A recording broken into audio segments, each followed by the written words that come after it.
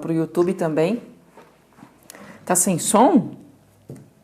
Pra você, Dora? Ué, aí, foi? Agora tá com som? Que bom. Então vamos começar logo de uma vez, não vou ficar esperando a galera entrar não, porque depois vai ficar gravada também, né? Isso é o que importa, o conteúdo, né? Primeiro de tudo, bom dia para vocês, que alegria estar aqui, assim, dar esse pontapé nessa frente das lives, né? Nesse compartilhar amoroso aí das experiências, dos conteúdos, né? E o tema de hoje, assim, que eu vejo e tenho sentido como algo bem importante, assim, bem pontual, é essa tal dessa autocrítica. E é óbvio que existem graus de autocrítica, né? Graus e graus. Eu tenho trabalhado bastante aí nos últimos dias com essa coisa venenosa da autocrítica, né? Esse limão que a autocrítica excessiva pode ser, essa coisa azeda, essa coisa ácida, né? Mas que é possível, sim, fazer uma limonada com essa autocrítica, né? Fazer algo positivo e produtivo com ela. E foi isso que, na verdade, me inquietou e me deu vontade de fazer essa conversa com vocês. Primeiro de tudo, assim, é pensar aqui a autocrítica. Claro que eu estou falando aqui, nesse primeiro momento, de uma autocrítica excessiva, algo que passa do limite do bom senso, que já vem como algo que nos impede de agir, nos impede de fazer. E aí isso é algo que não é bacana, digamos assim, né? Porque está trancando nossas atitudes. Então é para essa autocrítica que a gente vai olhar inicialmente, para essa que já está num nível de ser algo excessivo, tá? E sempre que algo se expressa em nós de uma maneira excessiva, de uma maneira que nos atrapalha, se coloca como um sintoma, um hábito que não é saudável, não é salutar, a gente precisa olhar para isso. Isso pode nos mostrar algo que é muito positivo por trás disso, que traz dor e que está incomodando, né? Então, nosso primeiro movimento muitas vezes é o quê? É dizer um não bem grande para isso que nos dói, nos machuca, né? Então é dizer um não para a autocrítica. Não, se pudesse arrancar, tirar, né? É um primeiro movimento que a gente tem. É algo do ser humano, assim, querer cortar e rejeitar e excluir as coisas que incomodam. É óbvio que quando a gente tem uma autocrítica ácida, a pessoa, por exemplo, vai para uma terapia e diz pro terapeuta, ó, tô com essa autocrítica, tô com essa situação e não quero mais, tira esse troço de mim. E não é assim que funciona, né? A escola de onde eu venho, que é uma escola sistêmica, é fenomenológica, a gente compreende que não. Tem algo por trás disso que está se expressando, que precisa ser visto. E daí pode vir a grande virada de chave da autocrítica, né? É daí que a gente pode fazer um limão dessa limonada. Então, primeiro de tudo, se uma autocrítica excessiva se expressa em você, se você faz algo, né, toma uma atitude ou faz um trabalho, escreve um texto e imediatamente você já corta aquilo, já não quer, já acha que está horrível. Então, aí tem uma coisa para ser olhada. E lançando, assim, um olhar mais filosófico para isso, eu me pergunto, será que uma autocrítica, mesmo que ela seja ácida, mesmo que ela esteja cortando suas atitudes, né, se colocando como uma plataforma que impede um rio de avançar, será que ela só pode ser algo ruim, mesmo que doa e machuque? Será que não tem nada de positivo nela? Será que ela não pode, de alguma maneira, levar para mais vida? Então, vem a visão sistêmica e a visão fenomenológica das constelações e nos diz que é possível algo, se extrair algo daí.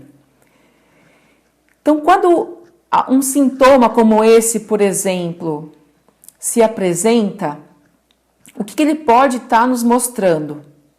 É claro que a gente precisa colocar no campo para ver. Cada situação é uma situação, cada pessoa que apresenta algo, é necessário pedir uma permissão para o sistema familiar dessa pessoa, colocar no campo, e aí o fenomenológico vai se mostrar. Mas, de uma maneira geral, com a experiência de vida, com as coisas que a gente vê, estuda, atende, né, a gente percebe que, no caso de uma autocrítica excessiva, que está de fato incomodando a pessoa e que a pessoa sente que isso precisa ser trabalhado, ela pode estar mostrando aí, pode ser um chamado do sistema familiar dessa pessoa,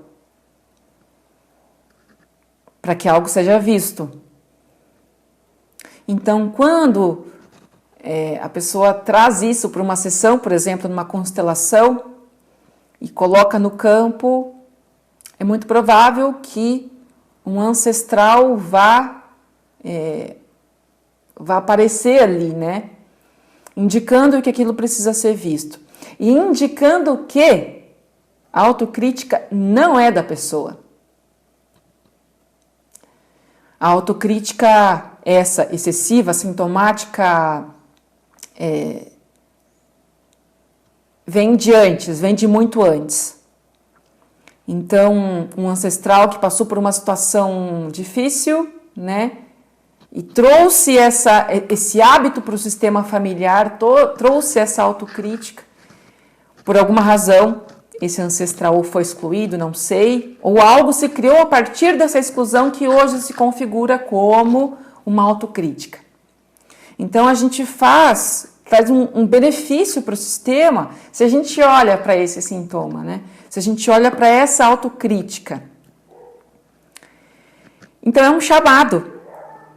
Se esse sintoma está surgindo e se expressando em você, na sua vida, é um chamado do teu sistema familiar.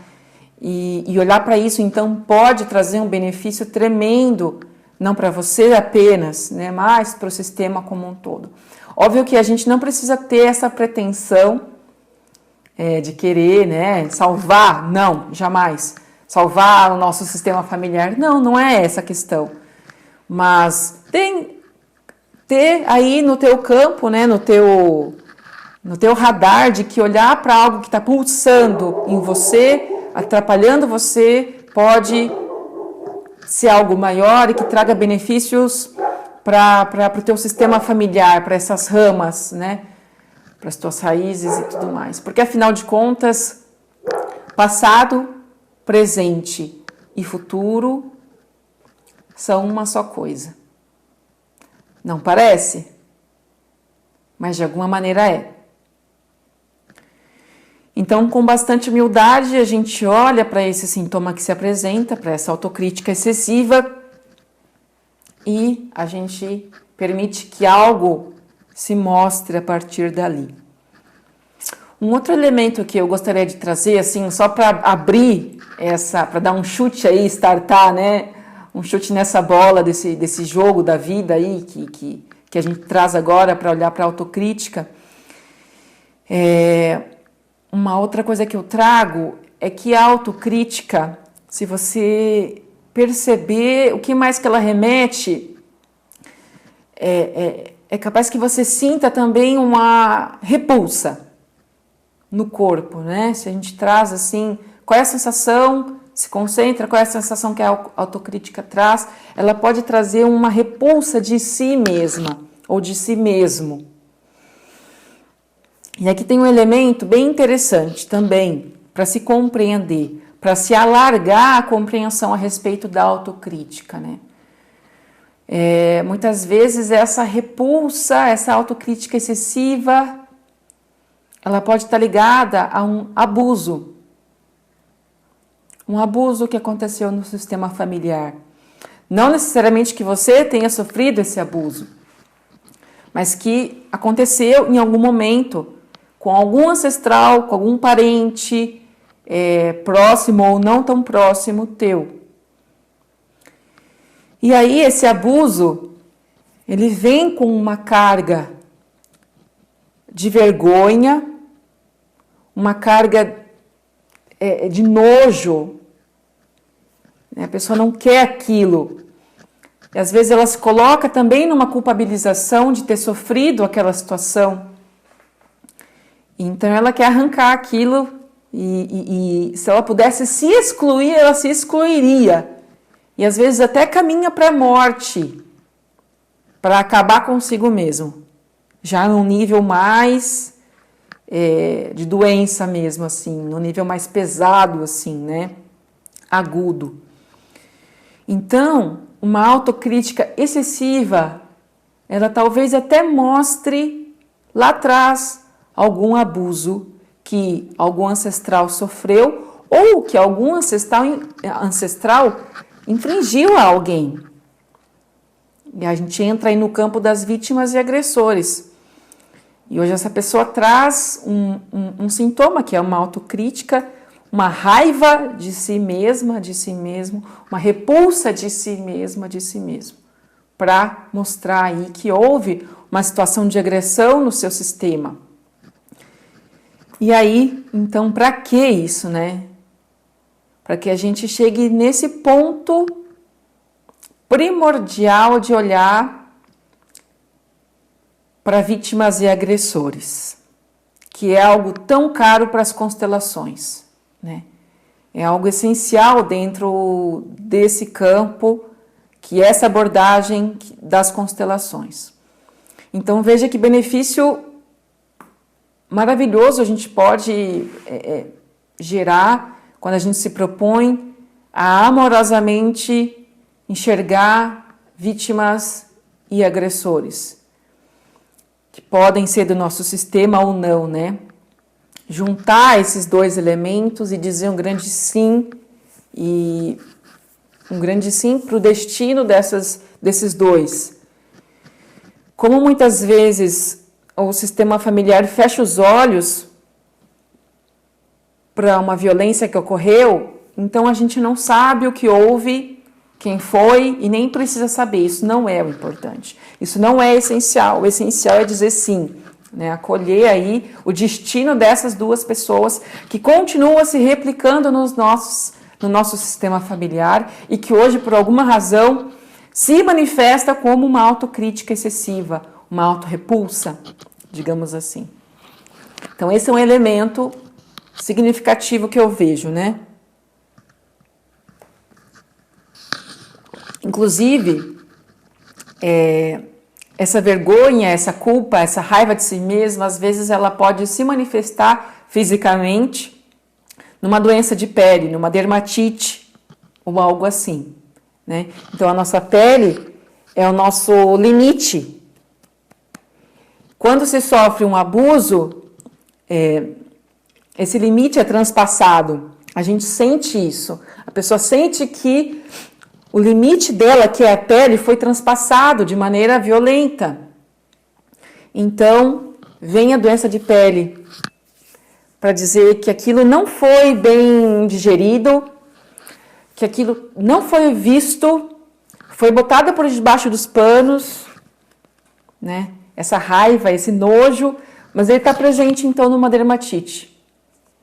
Então, olha que interessante fazer essa relação, né? Autocrítica, situações de abuso e possíveis doenças de pele. Então, as doenças nos mostram e nos falam de muitas coisas, né? E o abuso, ele foi bastante presente, ainda é bastante presente, né? Porque não é falado, porque não é olhado, ele ainda se faz presente, né? E continua acontecendo. Não se trata de olhar a culpa, não é isso, de dizer você é o responsável, a culpa é tua, não sei o quê, não é nada disso. A questão é só dar um lugar para o que está se manifestando. Outra coisa bem interessante que eu sinto, ainda olhando para essas possibilidades sistêmicas e fenomenológicas da autocrítica, né? Muitas vezes a gente, como eu falei, a gente toma um sentimento, um hábito do nosso sistema para que isso possa ser visto. Então, a gente sofre com aquilo e vai para um atendimento com um psicólogo, com constelação, com outras coisas, para que aquilo seja visto, né? E isso geralmente vem, então, do nosso passado, não desse passado recente, mas do passado mais remoto. Um outro aspecto disso, né, de eu adotar algo que é de um ancestral meu, ele tem a ver com a gente inconscientemente querer ser grande como esse ancestral. Então, às vezes, um vô, uma avó, um pai, uma mãe, um tio do meu passado, ele apresentou também essa característica, né, de uma autocrítica pesada, excessiva, não uma autocrítica equilibrada, mas dessa mais excessiva mesmo. Isso ficou marcado. Eu vi isso quando eu era criança, vi um ancestral meu trazendo isso, né? E hoje, depois de grande, inconscientemente, eu trago isso também. O que isso quer dizer? Isso quer dizer que, inconscientemente, eu trago esse hábito, esse padrão desse meu ancestral, porque eu quero ser grande como ele, grande como ela, adulta como ele. Então eu acabo trazendo um elemento de alguém que eu conheci que era grande, e eu quero me colocar como ele. Acontece que isso não diz respeito ao meu presente, isso diz respeito ao meu passado. Isso não é meu. Eu estou tomando emprestado algo que não é meu autenticamente. E não é assim que eu me faço grande e adulta de verdade. Eu só quero tomar emprestado algo do passado. Então, onde que, afinal de contas, isso me coloca? Me coloca na criança. Na criança que quer fazer igual apenas para honrar, apenas para ser parecida, apenas para usar da força de alguém. Olha que chave interessante isso. Eu quero me fazer grande, mas na verdade eu estou me fazendo pequena no sentido do infantil mesmo, né? De tomar aquilo para ser rígida, para ser grande, para ser forte, para ser brava, e na verdade não. Né? Não, isso não é autêntico, isso não é meu de fato. Então é bem interessante a gente reparar nas coisas que a gente repete que era dos nossos pais e avós. Que o pai, o avô, a avó julgava, era duro com isso, com aquilo, proferia palavrões contra determinadas pessoas, aspectos sociais. E aí hoje eu repito para ser grande igual a ele ou a ela, e na verdade eu acabo não sendo efetivamente. Acabo sendo uma criancinha que está repetindo só para ser vista como grande por esses que foram grandes, né? Que são grandes, que são os nossos antigos, os que vieram antes de nós. Enfim, então dado esse campo aí que eu já trouxe, né, um pouco dessa visão mais geral. Agora que eu tô vendo as perguntas, eu esqueci, gente, que tem umas perguntas aqui. A Vanessa perguntou: quais os primeiros passos para movimentar essa energia do sistema dentro de si? Legal, Vanessa. Ótima pergunta. Eu respondo isso... Quais os primeiros passos para movimentar essa energia do sistema dentro da gente, né? Ou dentro do sistema. Eu acho que, primeiro de tudo, é justamente não rejeitar.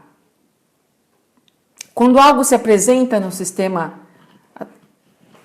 familiar através da gente, ou mesmo através de outra pessoa do sistema familiar, como eu disse antes, às vezes a gente reage rejeitando, dizendo, não quero, tapa meus olhos, não aceito.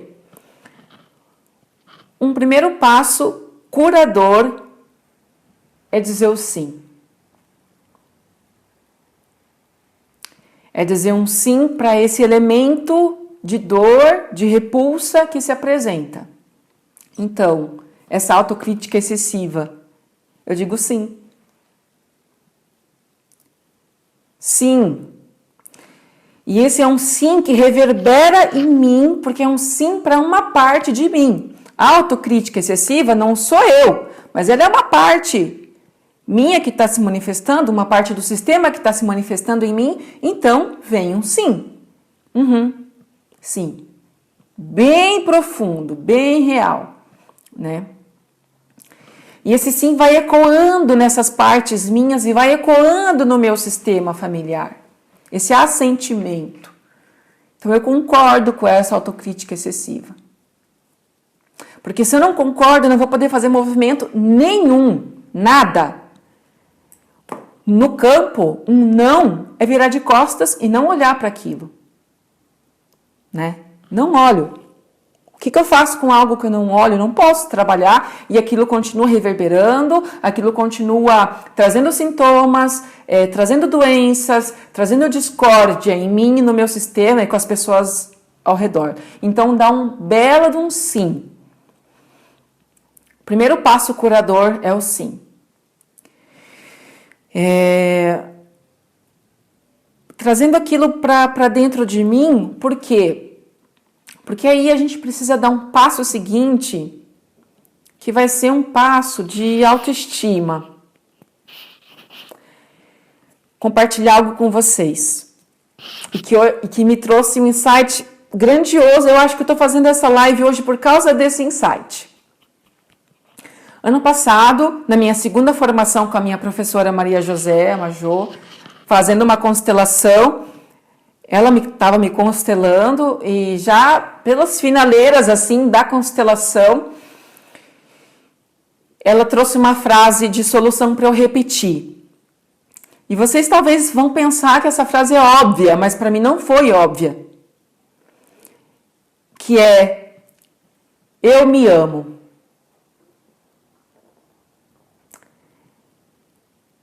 E desce um pouquinho mais fundo dessa parte piegas que pode ter falado para você. Aff, que frasezinha mais piegas. Esse eu me amo.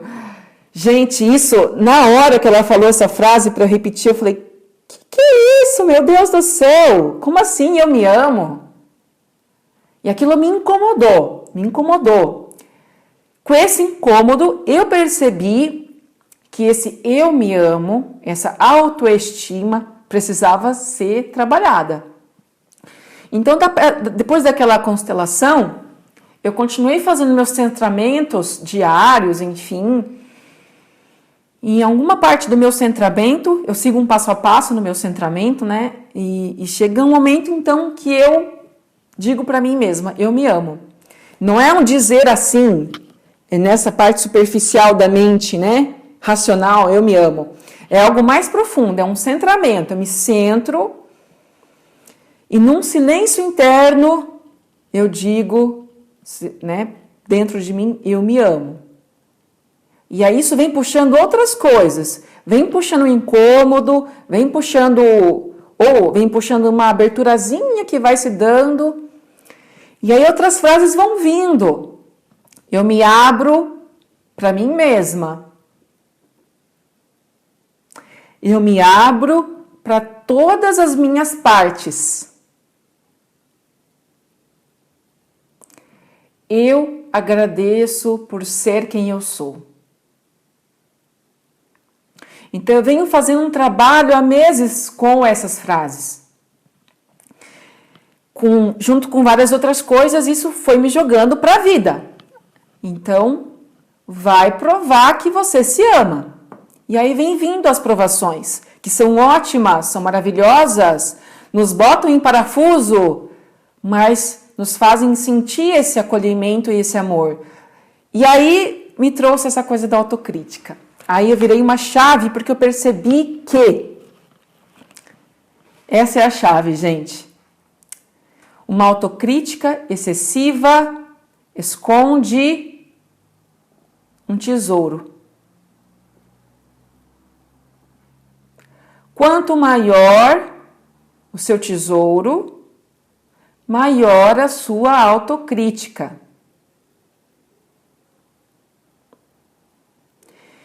A gente precisa amenizar essa autocrítica, levar ela para um lugar mais equilibrado,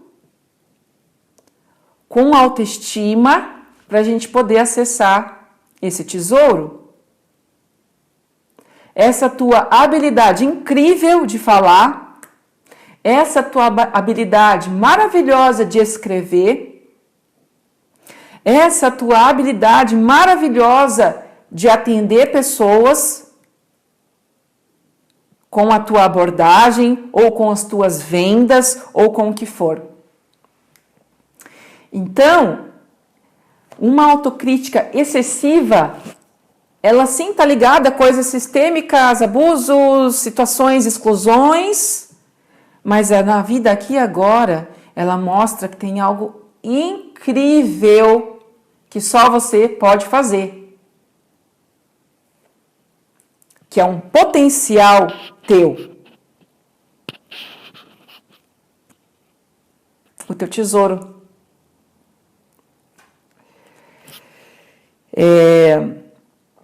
E para mim, a virada de chave da autocrítica excessiva, eu vejo a autocrítica excessiva assim. Um canhão. Um canhão com uma boca bem grande. E de lá vai sair uma bola bem grande. Que vai destruir. Que vai destruir tuas habilidades, teu tesão pela vida, né, porque você não vai estar colocando as tuas habilidades em prática, logo o teu tesão de viver, teu movimento de vida vai começar a ir pelo ralo. Então essa bola sai desse canhão gigantesco e derruba, né? A autocrítica excessiva derruba teu tesão pela vida, derruba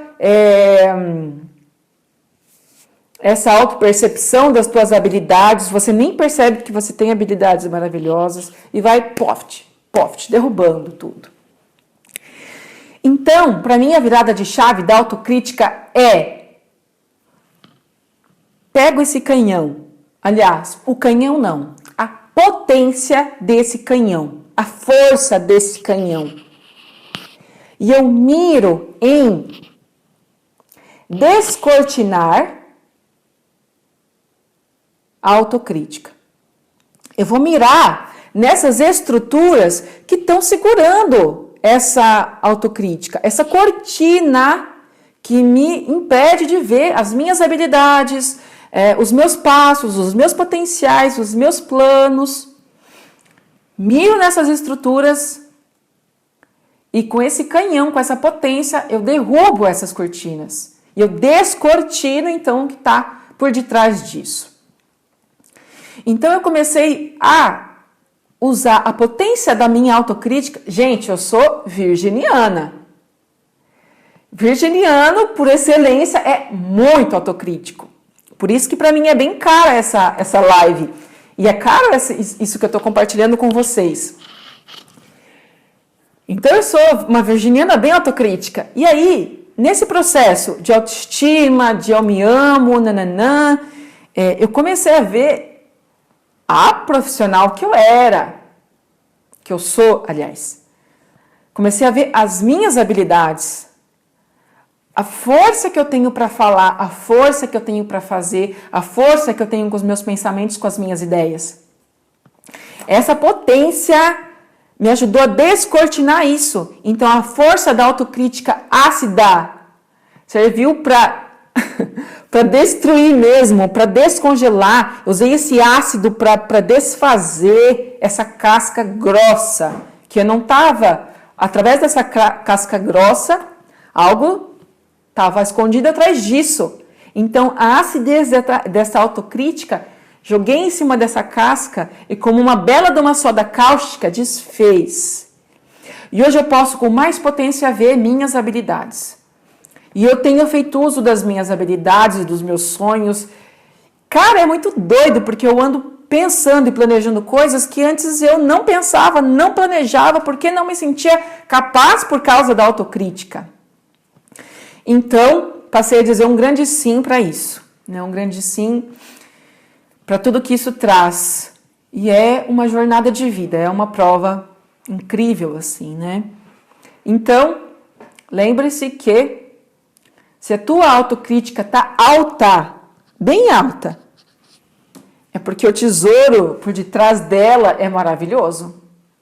Porque as tuas habilidades que você não está vendo por conta dessa autocrítica excessiva são demais. Incomodam. Incomodam você, o teu sistema, incomodam porque brilham, né? Então é um pouco disso assim que eu gostaria de trazer, para caminhando assim para finalizar. Aí, ó, tem mais um virginiano com ascendente em Virgem aqui, o Sérgio,